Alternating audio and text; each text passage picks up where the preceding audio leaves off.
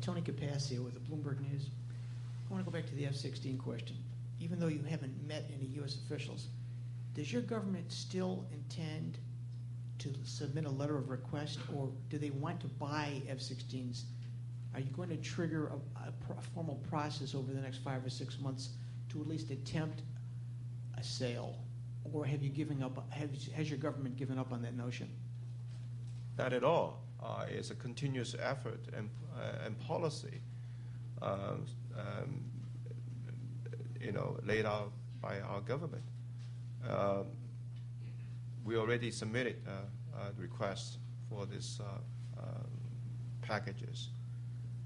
We also allocate our budget for that as well. So that shows the determination to pursue this objective. What comes next in the next 5 or 6 months, though, or next half of the year? Are you going to pursue it through other channels besides the Pentagon, or just let the United States determine whether to sell or not? Well, sir, it is for U.S. government to make a decision. We cannot dictate the process. It's very much depending on U.S. government whether they see there's an interest for their decision or not.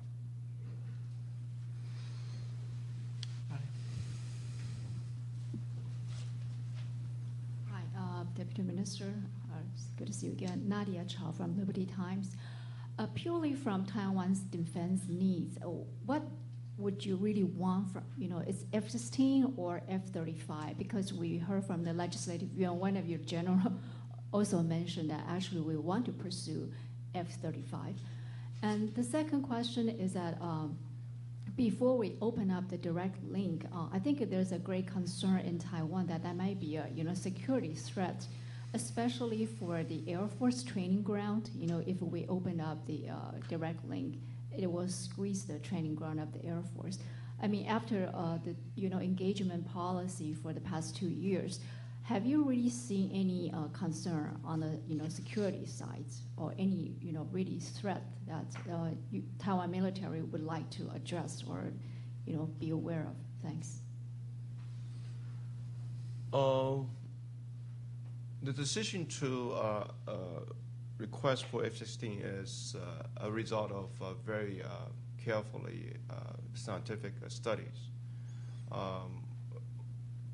F-35, we don't know whether it will be becoming a reality or not, because it's still